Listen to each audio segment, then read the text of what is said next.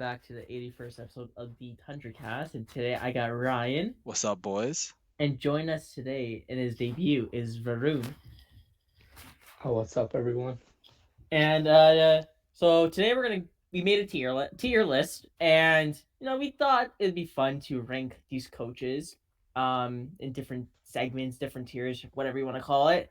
So I don't know how this idea sprung up. I think I was just texting Ryan. I was like, "Yo, who do you think is better than Sheldon Keefe or whatever?" And no, Yeah. that's it. That's basically how it started. So we have all 32 coaches, um, and yeah, I guess we can get right into it. So first coach we have is Rod Brind'Amour of the Carolina Hurricanes. Uh, for me, I mean, he's a really tough one to start with because I think he's anywhere from A to S. I think he's definitely an A tier level coach. Carolina's been a very good team since he's taken over. They've been good for pretty much a second round appearance almost every year he's been there, and they're first right now in their division. Um, but I don't want to set the bar at S already. So I'm thinking like high end A, but you guys let me know what you think. Yeah, I guess obviously been a really good coach, and Carolina's a really good team. Could have gone far in the playoffs, but some injuries affected them. Uh, I think I agree with you. High A is a good spot for him. Yeah, I can see that. I would argue S right now, but we can see how this list later unfolds. So yeah, I think A is a good place to start. B, I believe second one, think I think that's Jared Bednar. That is indeed Jared Bednar. Okay. I mean, he's the defending cup champ, man. I feel like you got him, stick him in the S tier. I mean, maybe I think if you gave Brindamore, a team like Colorado, he'd also have won the cup last year. But I mean, he does have the cachet, and I do think he's a top five coach in the NHL. So I mean, him and Brindamore are pretty close for me. But I think because he has the cup win, I'd put him in S. Yeah, I don't know. You can't really argue with the cup. So, and he's just a good coach all around. So I think I'd stick him in S for now and see where it goes. All right. Yeah, and Bednar just got extended a couple days ago too. So there's that.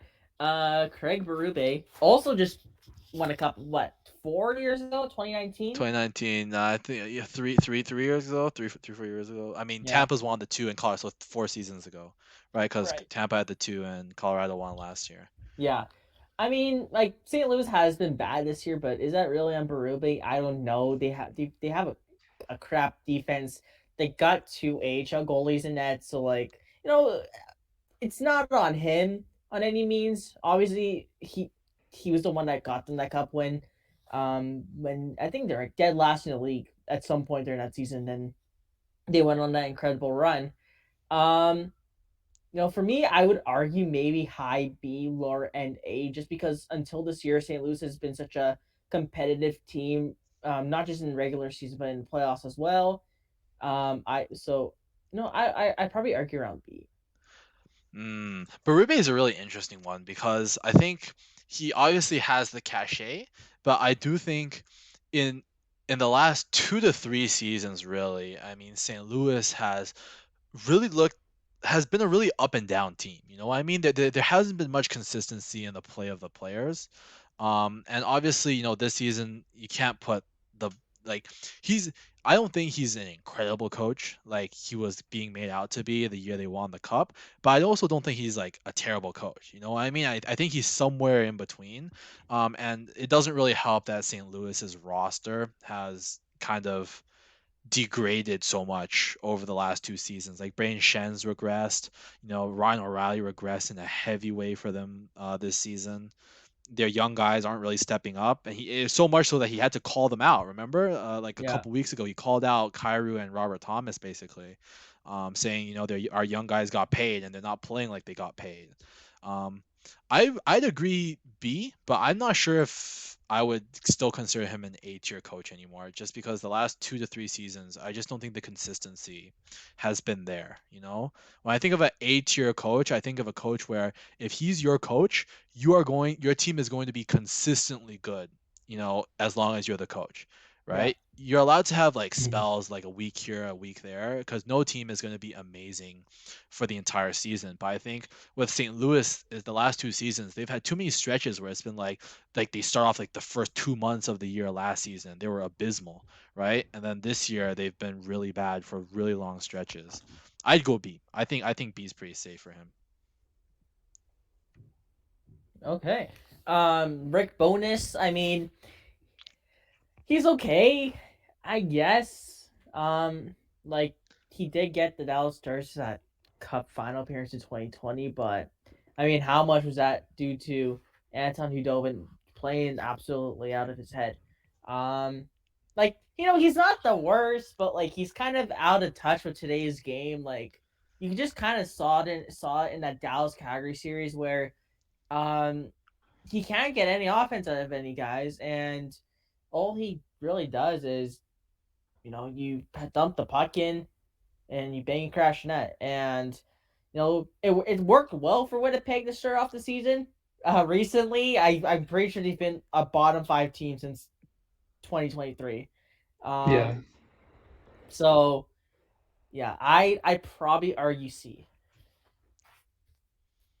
yeah. I think that's good. Um, Yeah, I yeah, mean, I pretty. think I think. Yeah, yeah, I mean, there's not much really to say about Rich Bonus. He's not a special coach. I think if you give him a capable team, he can put you in kind of that wild card, maybe second place in your division. Yeah, he keeps you're not going to, if Rich Bonus is your coach, you're not going to miss the playoffs or be really bad because he was your coach, but Yeah. he's not going to be the reason that your team wins the cup or goes on a deep cup run. So I mean, yeah, I'd probably agree. Bruce Cassidy is next up, and I'm gonna say this: I was drunk. When Cassidy first got fired, I thought it was the biggest mistake the Bruins did. But Jim Montgomery has done very well there, but Cassidy's also done very well in Vegas. They're first place in the Pacific right now. They've had a lot of injuries this year. Mark Stone, obviously Logan Thompson, just to name a few. They did lose some pieces in the offseason, most notably Max Pacioretty, and they're still one of the best teams in the West. So, I think it's safe to say he is one of the best coaches in the league. I don't think he's an S tier yet because he hasn't really proven anything in the playoffs. But when it comes to the regular season, when it comes to just meeting expectations, I would say Cassie's around an A. yeah. I agree. He's an A. Like obviously he's coached really good teams over the past few years. That have all performed really well. And switching teams isn't easy, and he just switched teams and made it look easy. And Vegas is obviously at the top of their division, so I think an A tier is good for him. Yeah, I mean, not much for me to add here for Cassidy. I mean, probably a top 5-10 coach in my head too. Yeah. John Cooper's next. I mean, I think this is obviously he's Yeah. going to go an F, right? Yeah, yeah. Screw this guy. Ended my season last year. He's Sick going of to it end your now. season this year too. Don't worry. Oh, I Um, mean, I don't know. Not with the way their roster's been playing as of late. What have they dropped 3 straight now? I I'm think just just lost to saying. Boston. I Yeah, don't no, know. that's right. But hey, what We'll about the, see. the 2 games before? I don't know. Tampa's looking kind of iffy. No, I'm just setting myself up for disappointment. You're right. Yeah, yeah. Now the next guy, who I like to call Peter DeMid, kind of, you know what? He's just like a slightly better version of Rick Bonus. Like he's not bad, but he's not great. Like you'll make the playoffs with him, and like he's not gonna hurt your team, but like he doesn't make you guys contenders. Like he's just weird. Um, you know, it's just I don't know. I don't know what to think about DeBoer. I don't think he's a like. I don't think he's good enough. It's weird. I don't think he's good enough to be a B coach, but I don't think he's bad enough to be a C coach. He's just like kind of in the middle there. I think Um, I would yeah, tentatively put him in C. I don't know if Arun's gonna say that, but I just think when you look at coaches, I think ceiling is very important, you know? And I think with a guy like Berube, he's shown that he can lift the ceiling of a team to be a cup contender, whereas I don't think I've ever seen that with a guy like DeBoer. Yeah, I mean he'll take your team to the playoffs, maybe win a round, but not much else. So yeah, I don't really know. I guess in between B and C would be ideal, but can't do that. So um, I guess C is I don't know. I don't know. I'd stick him in All C, right, but ahead of bonus, because I do think he's better than bonus. all right. I agree with that. DJ Smith is up next. I thought he was good until this season. Like, they have such a talented team, especially after adding Jacob Jicker. Like, that's actually such a good ass team in Ottawa now, and they're still performing below expectations. So I would probably put him D. Hey, look, I know DJ Smith. He was an assistant with Toronto.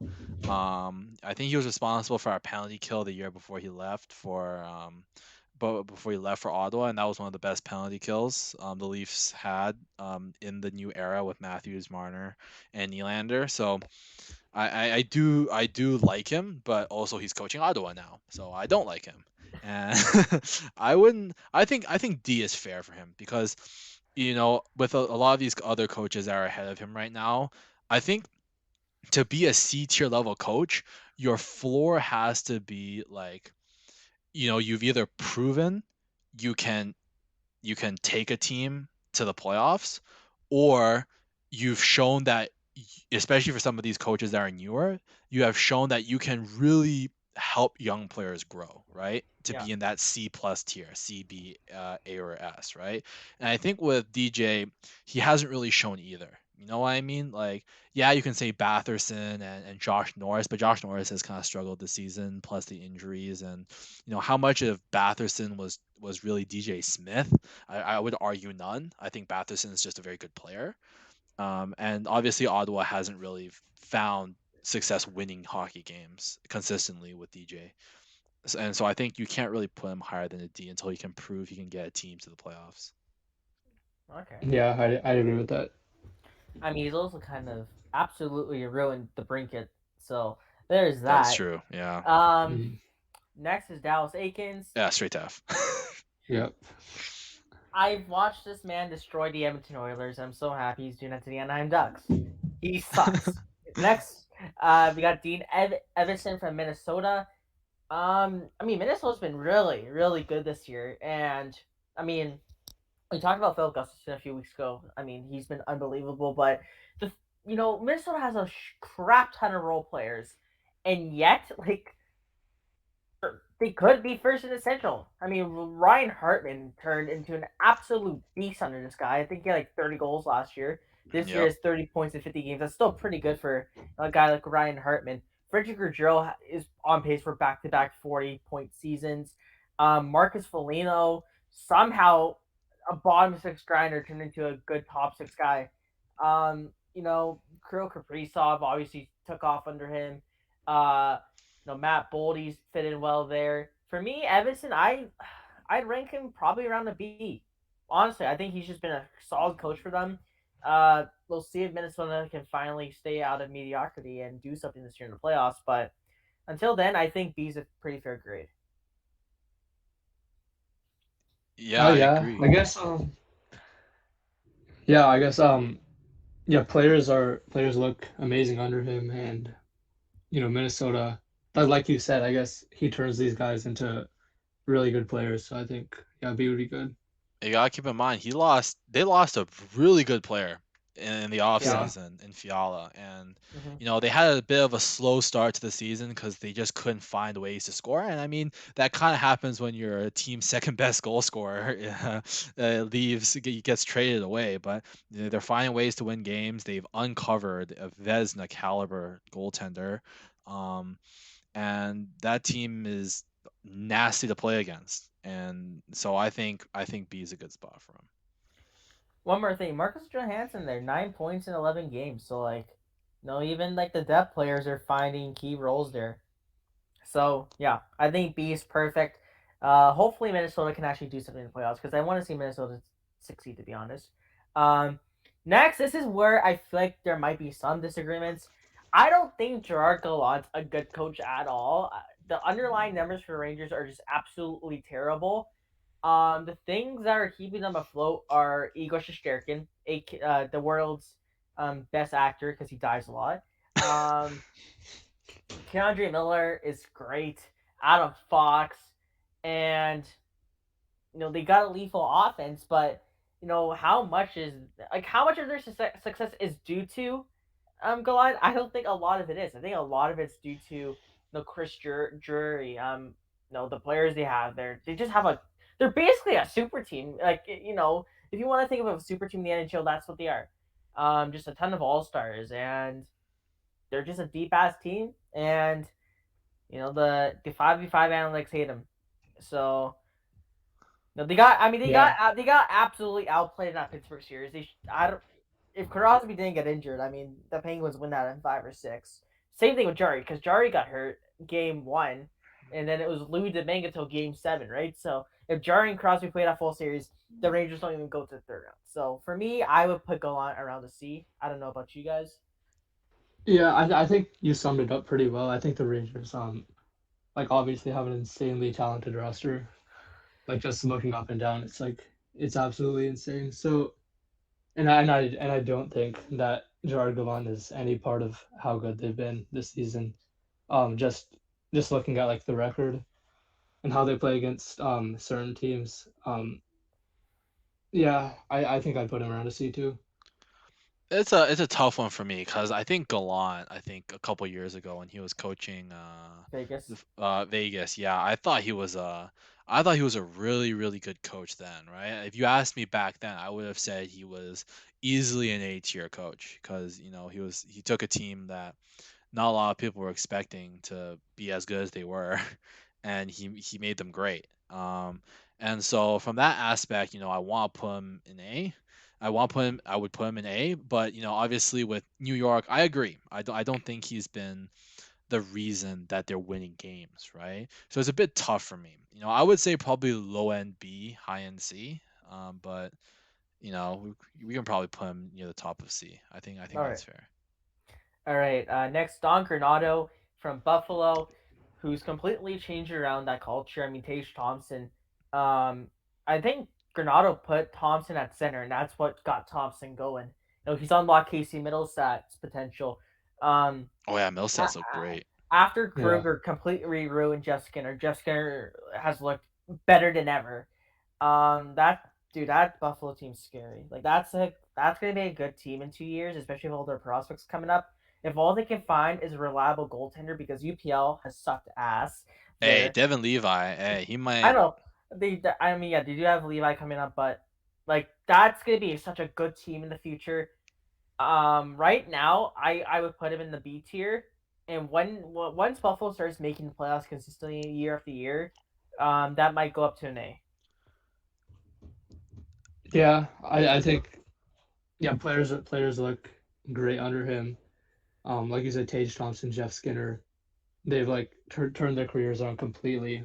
Like both of them are elite all of a sudden. But yeah, hasn't shown success whatever in the playoffs. So I think B would be fine for him now. I would put him at the very top of B, to be honest. I would even consider sliding him into A. I'm a huge fan of Don Granado. I think the way he's turned around Tage Thompson and Jeff Skinner, obviously Casey Middlestat looks incredible now. Where a couple of years ago we would have thought, Middlestat was such a bust, right? And Mm-hmm. Middlestat's always had the talent, but I think he got rushed a bit, and I think he's found his confidence under Granado. And I think Rasmus Dahlin has looked much better with Oh Don yeah, Granado, right? He's arguably a Norris level candidate under Granado. And I think Owen Power is going to benefit a lot. Granado's leaned kind of heavily on him. I remember I wasn't super high on Owen Power when it he was was his drafted. draft year. I thought his ceiling was not as high as others, but under Granado, who knows, right? He's looked very comfortable playing big minutes, right? Granado has not been scared of leaning on some of his younger players. Peyton Krebs has looked pretty good under him as well. Paterka, Paterka, right? Quinn has had some good moments as well. Um, Cousins. Mm. Cousins has looked incredible, and he made that jump too with Granado, right? Becoming like a 60, 70 point player. And so I would argue, just from a development standpoint, how bad Buffalo was before he got there, Yeah. I would argue he's an A tier level coach. But obviously it's only been what, 2 seasons with him. Hmm. You can't give that to him right away. But I think he should be at the very top of B. I'd rather have him right now than Keith, to be honest. Oh wow. I think I told you that, Shay. Yeah, you did. We'll get into Keith. We'll get into him. Next, Dave Haxtell from Seattle, and I still don't think he's a good coach. Like I know Seattle's been good this year, but like you just like I'm gonna make a similar argument that I did for Gallant here. Um, their offense is goddamn lethal. Daniel Sprong's in our fourth line. I'm pretty sure he has like almost 40 points this year. Like they have like they might not have a true stud up front yet. I know they have Beniers, right? But he's not really, an elite player yet. But they just have a bunch of forward depth. They have basically like 3 second lines, and their fourth line is like a scoring third line. That's what they are. Just bundles of depth everywhere, and like they've got a crap ton of lethal shooters. I mean, Bjorkstrand, Burakovsky, Eberle, McCann. The list goes on and on and on. Like it's such a good forward core, and even defensively, like Vince Very Dunn good. is having a Norris level type of season. Adam Larson, not someone that's not really known for his offense. He's having a good offensive Career year. year. Jamie Alexiak's looked good there. Susie, Will Borgen. Um, they got Jacob Magna a few weeks before the deadline, right? It's just the goaltending that needs some work, but once again, I don't think a lot of the success here is because of what Haxel's doing. They still give up a lot of chances against the defensive system isn't great there.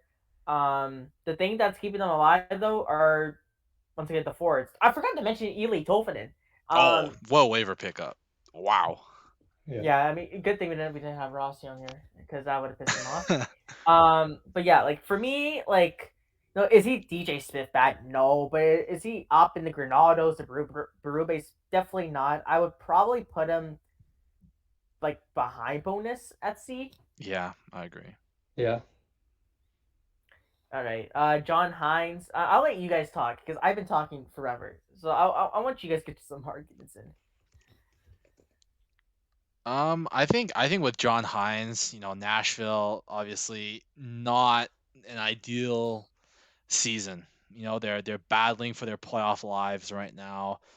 They've had a lot of players that had pretty good seasons last year under John Hines, really underperformed this season.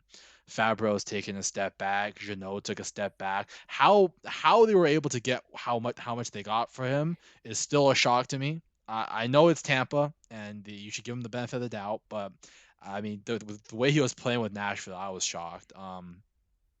You know, but I think he's a fine coach. I think he's better than Hackstall, because you gotta keep in mind when he came back to Nashville, he did kind of revive Matt Duchene and Ryan Johansson last year. Remember, we were Yeah. talking about those two guys like they were absolute plugs, and Hines came in there and made them look, like real top six contributors. But I do think that he didn't do guys like Tolvanen any favors. Tomasino has kind of been stunted. Um, and so, it's tough. It's tough. I think he's a C tier level coach. I don't think he's, but at the same time, his tenure with New Jersey was terrible. He was Oh yeah. awful with Yeah. New Jersey. And so if you're gonna factor that in, I might even consider him like D tier, because he's it's tough. I don't know. I'll let Varun decide this one. I'm leaning towards D. Uh, yeah, I don't really know much about him as a coach or what the Predators have done for the past 2 seasons, but um, like obviously he's been insanely inconsistent. Like with New Jersey, that was horrendous, and then last year with Nashville, like Ryan said, players all of a sudden just became absolutely insane, and then this year again, it's back to mediocrity for Nashville. So I don't really know. I wouldn't really know where to put him between C and D. Um, I guess yeah. If you factor in that New Jersey stint, it has to be D, right? That was awful. All right, I guess I can see an argument there. Speaking about Nashville, though, a couple players I want to bring up. Tommy Novak has 33 points in 39 games. I don't know who he was before this season. Um, I didn't know. I still didn't. I still. I don't watch Nashville Yeah. hockey. I'm gonna be honest. yeah, Thomas Novak, 33 points. Wow. They got Yuso Parsonen drafted 7th round 2019, Oh, I 23 heard points of in that. 42 games. So like there's some contributors. Um, right now Yossi is injured, so their best defenseman is probably Tyson Berry. Oh, because you traded Um, Ekholm, yeah. Yeah. oh man, I love Matthias Ekholm so far. What a pickup! Oh man, but yeah, Hines not great. Um, but like, is the New Jersey thing really his fault though? Like, don't get me wrong, it did Those not go well teams were there. miserable. Yeah, Yeah, that's true. right. I mean, to be fair, he did make Will Butcher look good, and after he left, Butcher became utter ass. I'm pretty sure he's in the AHL now. Oh yeah, Like, yeah. They're not playing him anymore. Yeah. yeah. Yeah. So, yeah, you know what? Fine. I think D's fine. Uh, It's tough. We can adjust some of these later depending on. yeah. I just have a weird feeling we're gonna get a lot of coaches soon, like McClellan, who's gonna be like a BC tier guy, and it's just gonna. I just think we're gonna have too many guys in that Oh BC yeah. tier range, so that's kind of why I preemptively Next shoved them coach. down. Uh, you can talk about Sheldon Keefe now. Oh, Sheldon. When you first came to Toronto, you were like a breath of fresh air. Oh my God, putting Mitch Marner with Austin Matthews? What a concept. Oh my God, switching up the lines if it doesn't work? What a concept. Playing guys on milestone games instead of benching them to send a message? Oh my God, what a novel concept. But recently, Sheldon, I'm not gonna lie, you've been getting on my damn nerves. You've been, I'm up to here with it. The last 2 weeks, leading up to the trade deadline, Kyle Dubas was making moves left and right. Right, we got Ryan O'Reilly, we got Jake McCabe, Noah Achari, Sam Lafferty, Eric Gustafson, Luke Shen, and then somehow after the dust settled, we were left with Alexander Kerfoot on the first line with Austin Matthews. And Justin Hall still playing 20 minutes a game on the first pair? Like like some of these lineup decisions have been boggling to me. And I get, Ryan O'Reilly's injury kind of threw a wrench into the situation, and you know, Kyle didn't really get him that top flight sniper goal scorer that a lot of fans were looking for. But like, under no circumstance, Sheldon, should Alexander Kerfoot ever be playing on a line with Austin Matthews. Unless every single other player in front of him has gotten hurt, I do not want to ever see Kerfoot on that line again. Never. Never. And Justin Hall, I get he's good on the penalty kill, but he's not a great 5-on-5 player, and he turns the puck over a little bit too much, and he doesn't play nearly physical enough for somebody who's playing that kind of shutdown pair role. And we have a guy called Luke Shen who leads the NHL in hits. Sheldon, play the man. Play the man. Play the man. Please, for the love of God, play the man.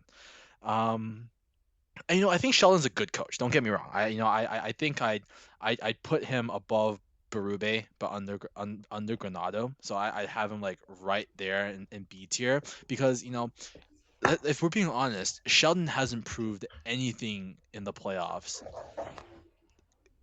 Sheldon has proved as much in the playoffs as Dan Granado has. Both of them have 0 playoff series wins. You know what I mean? So it's just,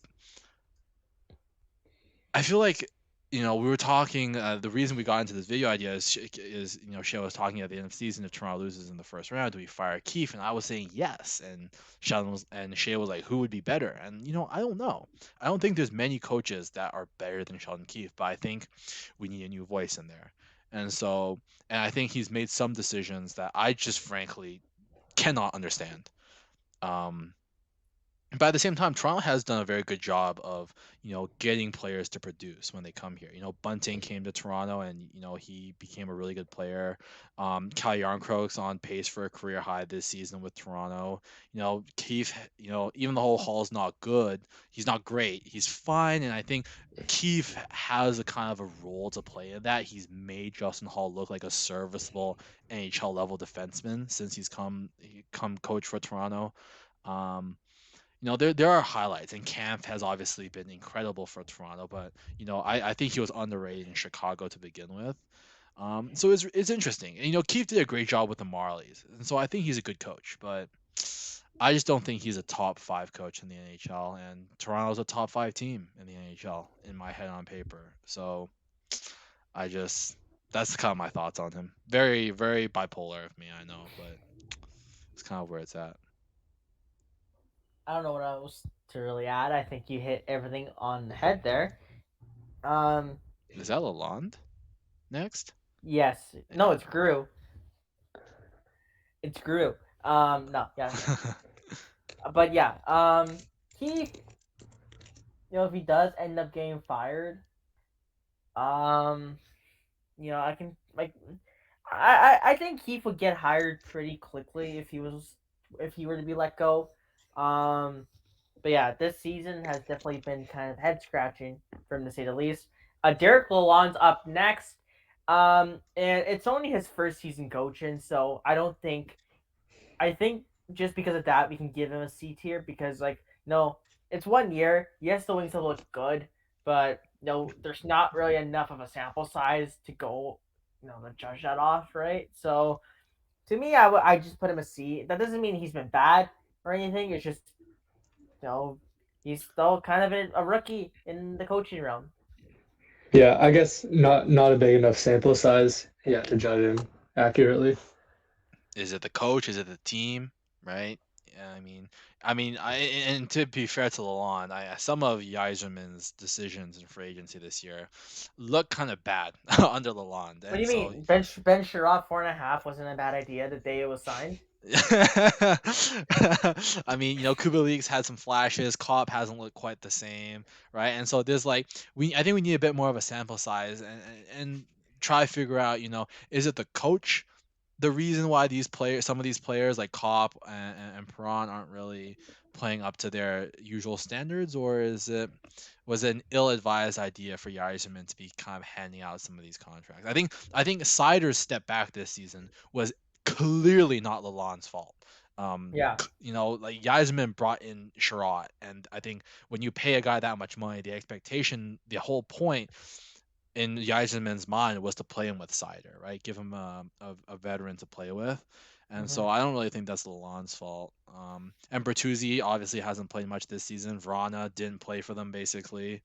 Um, so yeah, I think C is fair for him. I think it's to be determined. Okay. Lane Lambert from the New York Islanders. Listen, the only reason why they're in a playoff spot is because they have the guy who's gonna win the goddamn Vezina. All right. If Ilya Sorokin was just above average, the Islanders would be far away from a playoff spot. And he's always been Barry Trotz's right hand man. And once again, the Islanders really struggled to score. Bo Horvat, guess what? He was on a shooting heater.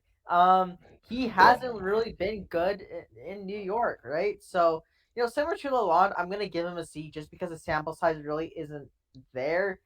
But is he the reason the Islanders are making the playoffs this season? I don't think so.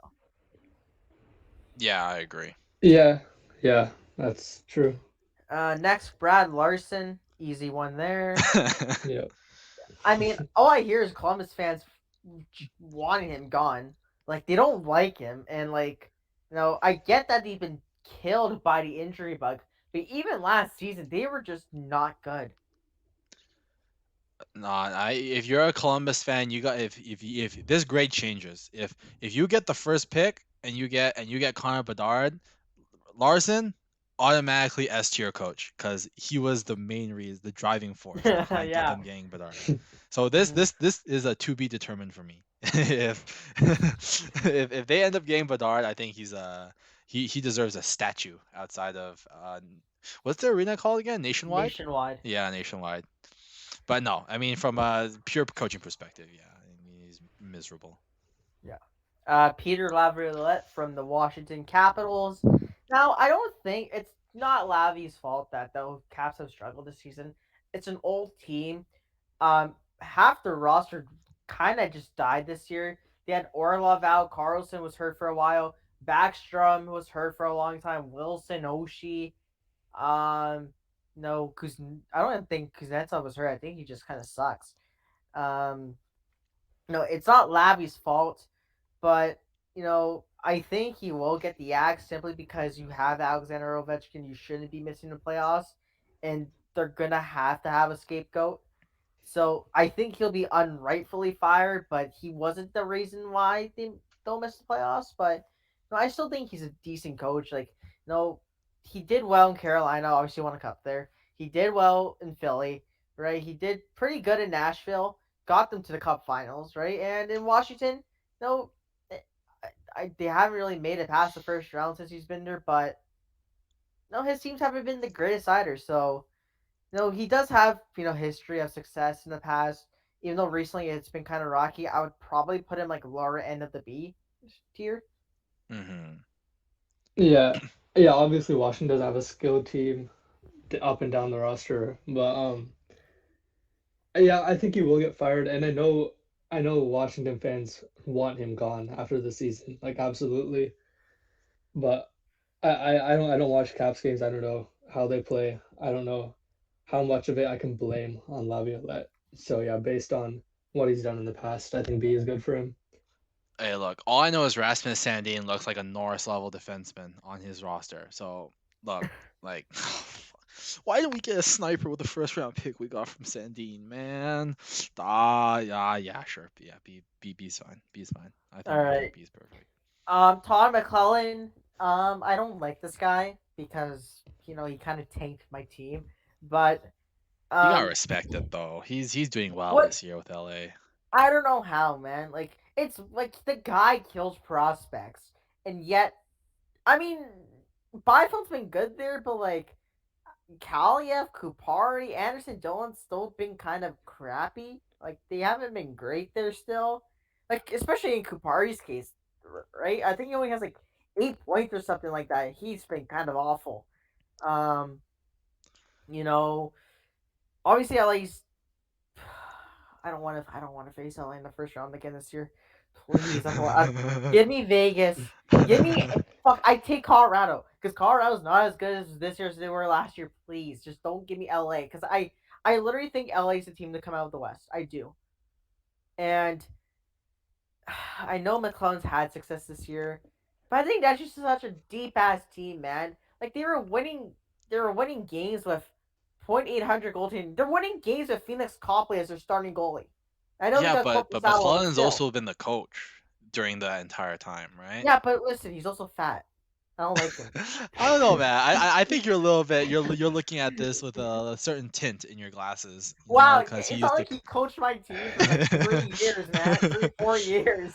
But like I think Sean Dursey has been very good under McClellan, right? I think some of the younger Yeah, defensemen have Mikey really Anderson's been grown. good there. Mikey Anderson has been very good under him as well. And I think Byfield's been good. I mean Turcotte has been bleh, but to be fair, I don't know how much of that is really on McClellan. Right? I He's think just Turcotte's yeah. kind of just kind of meh, right? But the thing with even the guys like Kupari and Anderson Dolan are not and Kaliev are not necessarily performing, right? Mhm. They're playing meaningful minutes on a team that's winning, right? And so they may not be putting up the numbers, but I think it will go a long way in terms of their development. Just being on a winning team with a winning culture, having guys like Kopitar and Dowdy, and uh, I would put him, kind of. I would prefer him over. I think him and Gallant and DeBoer, like they're in kind of like a similar range at this point. I think he's a good coach. And some of these coaches they take some time, right? Sometimes maybe the first stint just isn't the right fit. you know. Yeah, But I think he's found a fit there, and he's made Gavrikov. Gavrikov looks good, has looked good for LA since he's gone over there. somehow. Yeah, and he was looking terrible with Larson, right? So, I mean, to be fair, being a better coach than Larson isn't saying much, but it's something. I think he's improved. I don't disagree with you that he was a train wreck when he was with Edmonton, but I think he's been good for this LA team, this young LA team, and he's I helping them win. So yeah, I okay. like that spot. All right. Jim Montgomery. I love Montgomery when he was in Dallas. Even though, like I said, I agree with them firing Cassidy. Obviously, that bit me in the ass there. Like they're gonna break the NHL wins record. They're pretty close to it. I hate my Um, division. I hate my division. I hate my division. I mean, you just look at that team's so stacked, and that team's still playing well. He revived Jake DeBrusk. Patrice Bergeron just seems to be getting better every year. I don't understand how that's possible. Zaka's looked great under him. Um, Listen, I think there's, you know, I won't say he's S because listen, look at the two people who are in S. They won, right? They won before. They're the recent cup champions, but listen, he's an A tier coach. He's top of A for me. Yeah, absolutely. Yeah. Okay, Paul Maurice. I just don't like the guy. Can we put him in F just because I don't like him? Why did they hire him? That okay. Listen, like out of the coaching changes that happened last off season, Maurice was the one I was the most shocked about because no one expected it. It just kind of came out of nowhere. Like we knew that who was it? Brunette was gonna get fired, but I didn't expect Paul Maurice to get hired as his replacement. And They're the same dude. They're both bad. but I mean, listen, if there's one thing that's going well for Florida, Matthew Kachuk in that Huberto trade. Oh boy. Oh And yeah, Brandon Montour has Yeah. replaced Uyghur, kind of like that. So I was you watching know, the Panthers Leafs game the other day, and someone made like some ridiculous comment. It was like Kachuk has more goals than Uyghur and Huberto combined, and more points than both of them combined. I was like, okay, wow, that trade aged horribly for Calgary. that's god awful. Yeah, and like I don't think Maurice is like complete horse crap, I but like do. he isn't good. Well, because he coached Toronto, right, and he was another train wreck there too. Uh, Um, But yeah, you're right. Like he's just average. I And also just don't like him because I don't like Winnipeg, so that's where he okay, well, coached there you last year. go. I, So I I have I have think this thing I against Winnipeg. you know So what I don't think I think maybe like top of D is fair. Like I think he's better than Hines, but like is he better than the guys up here? I don't think so. yeah, I don't think Yeah. so. I think with Maurice, I think we know who he is. At least with Lalonde, it's like who could Hackstall even. It's like who could these guys be? If you give these guys like another year or two, and to get used to their roster and have more input, what could their teams look like, right? Whereas with Mhm. Maurice, it's like we know what who this guy is, and obviously Florida lost a lot of important players, but you know they don't look very good this year, and he's their coach. You know, Yeah. so he's got to get at least some of the blame pie. David Quinn up next, coach of San Jose. And you know what is interesting? I recently learned that San Jose 5v5 micros are actually Very pretty good. damn well. Yeah. Like, I don't, for some reason, it didn't go well with the Rangers. I couldn't tell you why. But, for the most part in San Jose, yes, they've been struggling badly, but it's expected.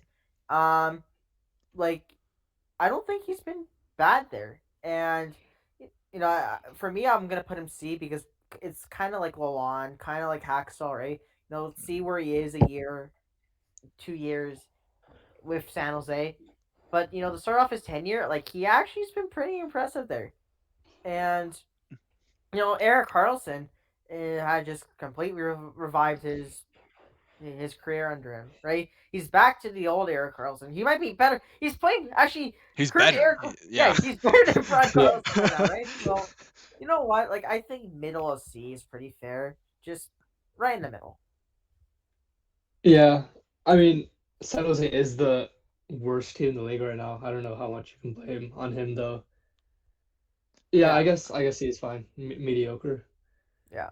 Yeah, with some of these teams, it's like, is it the player or the coach, right? Like San Yeah. Jose's right. Like Barabanov, I think is like a first line left wing for them, or like a second line left wing for them. And like this guy He's been couldn't good. crack Well, he's Toronto's been line. good. He's No, been he's a good good. player. Don't get me wrong, but he couldn't crack Toronto's roster, right? Like Like, I got like the J Fresh stats here. San Jose is third in the league in quality 5v5 shot attempts. Like that's and like the top two teams are Toronto and Edmonton, right?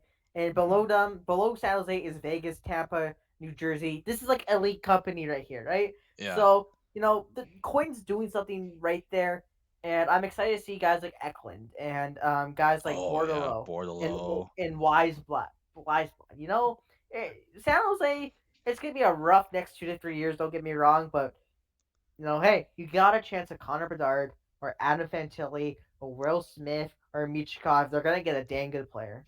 And you know what's most impressive about that stat is that you hear these other teams, right? Like the thing is, like Toronto, yeah, you can put that on Sean Keefe, but the reality is the guy's got John Tavares, Austin Matthews, Mitch Marr, William Nylander, right? I think those four players are going to heavily skew the 5-on-5 opportunities that Toronto has. Likewise with Edmonton, they literally have Yeah, the biggest game breaker in the world. And Eric Carlson is a great player. Don't get me wrong, but he's like what 32 years old, right. post Achilles. Hmm. What last couple seasons has not been great, right? He's the driving force behind those kinds of opportunities. Like the amount of talent that Quinn has to work with, which compared to some of these other coaches, to be putting those kinds of 5v5 offensive numbers is very impressive. But they can't win a game to save their life, so he can't be B tier. Not even close. Fair. Luke Richardson is next up of Chicago. Um, no really thoughts about him. Like it's a crappy ass team. That's like one of the worst rosters I've seen in my life. Um, you know what's fucking hilarious? Alex Stalock has, for some reason, just been undeniable. He has a 915 save percentage. I don't get it. Leafs legend. Alex Stalock, Leafs legend, Oilers legend too, kind of. Um, you know what?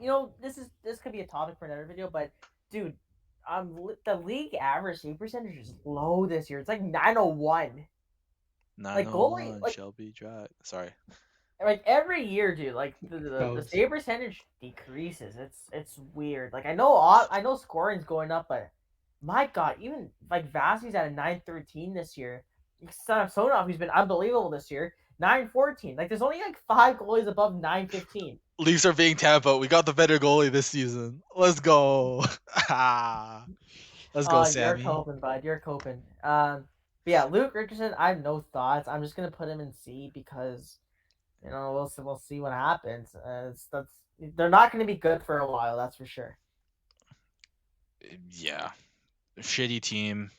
Maybe shitty coach? We don't know. We'll find out. Lindy Ruff has completely revived New Jersey this year, and you know, I mean, he's obviously won before with no, never mind. He wasn't the coach of Dallas when they won the cup. He was the coach of Buffalo that year. Yeah. Um, I mean, his time in Dallas was kind of all right. They didn't really do much, but I mean, he was a long time coach of the Sabres. I believe they obviously went to the 99 Cup Finals, right? They've had a lot of playoff success back then. Even in the mid 2000s, right, when they had Palmerville, when they Yeah, had playoff Vanek, when they runs. had Yeah. Derek Roth, right? So, you know, right now, just because of how New Jersey is doing, I would put him closer to a B. I don't think he's an A coach yet, but we'll see. If New Jersey can continue the success for the next 2 to 3 years, maybe he does reach the A territory. Let's hope not. I think Toronto has enough competition in the Eastern Conference from their own division. I don't think we No, need New Jersey to be good. New Jersey is going to be absolutely insane in a couple of years. All right, you gotta hurry this up. Next, Martin St. Louis. Um, kind of there for the vibes, I guess, because the Habs just suck again and they got injured to shit again. Um, you know what thing he did do is revive Cole Caulfield because I don't know what the hell Dominic Ducharme did to him. Like I Jeez, don't know yeah. what the hell happened with Ducharme. I don't know. Man But went from a cup finals to getting sacked within half a year. Like uh, Jesus.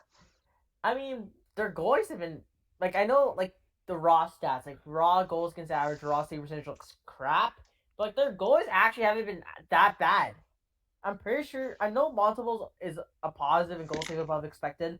I think Allen is closer to 0, but you know, once again for St. Louis, it's kind of a wait and see. One guy I do want to talk about is Nick Suzuki and how overrated he is. Dude is Hey, off. He's kind of awful, but yeah, similar to like most of these coaches in the C tier, it's like okay, we'll see where they are in a year or so. Yep. Mike yeah. Sullivan, Varun, you can talk about him. Yeah. I think he's. I mean, if we made this tier list maybe 2 3 years ago, I'd put him in S, no doubt. Obviously, I think his like tactics, his locker room personality are S tier, but his decision making lines, certain players he chooses to defend, I guess, in the recent months have got me to not like him that much. Uh, um, I think he's an A tier. Still think he's an A tier coach just because Yeah, I agree. how bad the Penguins team is. The bottom six is terrible. The defense is terrible, and they still might make the playoffs this year. I think part of the bottom six in defense being bad is due to Mike Sullivan, but I think still being in a playoff spot is pretty impressive for the quality of players that they have. Right, I agree. Yeah, Shay knows that I've kind of shit on Sullivan in private, but he's got the cachet. Yeah. I can't deny his cups, but I'm just gonna say that McGinn Carter captain line gave me Bro, Yeah, that that was was fucking awful. filth. That was awesome. Like, Filthy no, line. no, no. I was gonna say, we could have had a line of Evan Rodriguez, Jared McCann, and Freddie Gaudreau for 1 million less than Carter, McGinn, and Kapanen. And Oh I god. guess I guess that's Hextall, but I just needed to get that off my head. All right, That was yeah, Yeah. awful. yeah. Oh man. Daryl Sutter is up next. Now, if we made this last year, he'd probably be in the A category. What's happening this year? I think it's safe to say he's going to D. Yeah, that was my Yeah. instant reaction. I shit show in Um, Calgary. it's weird because their 5v5 numbers are still top in the league. Like they're still creating a lot of chances 5v5. They're still playing really good defense. It's just that, Markstrom just sucks. bro, we literally actually broke it. I'm not kidding. We killed the guy's confidence. And that's awesome. But like Huberto has taken a huge step back. Kadri expected, but has taken also a huge step back. The only guy that's kind of been consistently good is Toffoli, and I mean Tyler Toffoli played under Sutter in LA, so that's Yeah, expected. makes sense. Yeah. Mangiapane fell off a map. He's scratching Jacob Peltier every other game from Milan Lucic and Trevor Lewis. They waived Valimaki, and we know what Valimaki is doing For in Arizona Arizona, right yeah. now, and we'll get to Arizona's coach in a second. But yeah, like it's just gone complete. It's gone down the shitter in Calgary for Sutter. Kind of like every other team he's coached, he's good for a few years, and after that, you want to get rid of him. We'll see if Calgary gets rid of it, but I don't think they will. I think it's likely he gets promoted to GM, but we'll see. Rick Tockett. Um, I, I don't really know. I don't really care where we put him, to be Yeah. honest. It's Yeah. it's It's like he took over a crappy team midway through the year, but like yeah. even in Arizona, like he wasn't great, but he wasn't bad. But like it's It like was Arizona, man. it's like Like, who cares? Put him in the C tier. No one cares about him. John Tortorella. I mean, he's Sutter basically, right? He's a guy every couple of seasons where you don't really want him You know what I mean? Like he keeps your team competitive the first couple of seasons, and then after that it's kind of meh. And he's playing on the team this year that he has in Philadelphia. He's a defensive minded coach, but he doesn't Yeah. have any defensemen who actually play defense. So it's kind of tough to run your system when you don't have the personnel to run your system properly. I think higher than like D tier is I think kind of fair for him. Yeah, I agree.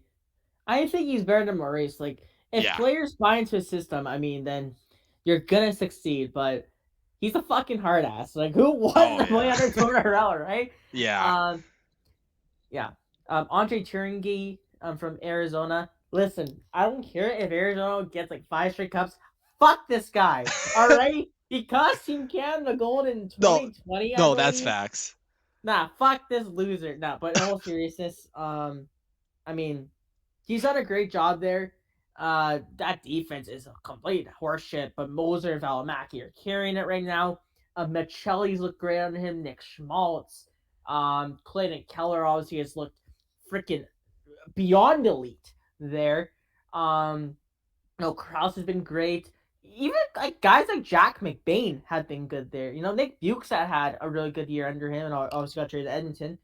And right now, like I would put him in C. We have a lot of C coaches, but like that's where majority of the first year I coaches think I are. put him But next to Quinn, to be honest. what, You know? I can respect that. Yeah. Because there's similarities there, right? Bad rosters, but I think they're overachieving given their roster in terms of Yeah. the important analytics. And finally, Jay motherfucking Woodcroft.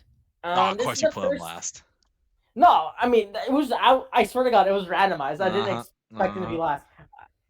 last. But this is the first time in years since I believe 16-17 where the Oilers bottom six has been a fucking positive. You don't know how.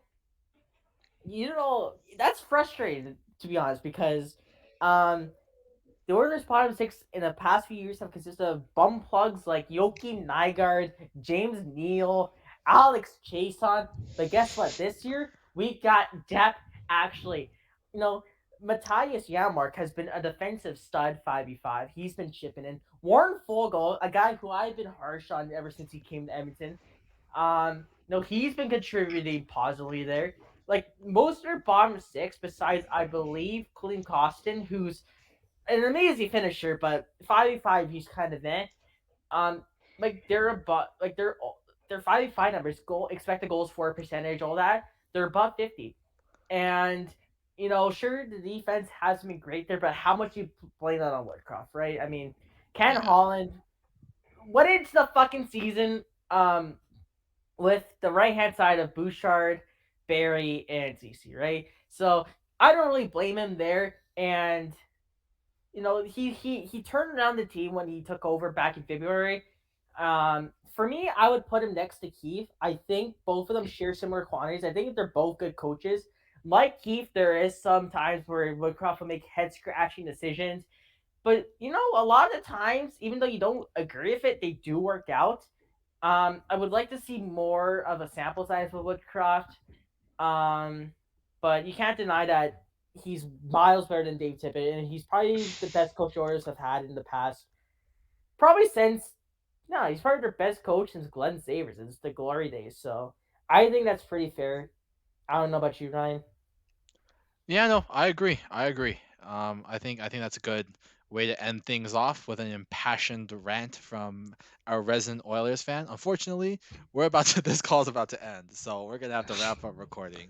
But All thank you right. everybody for watching, and we'll probably maybe have some more videos before the playoffs, but we'll see. It's been kind of hectic for all of us. But until then, we'll see you guys next time.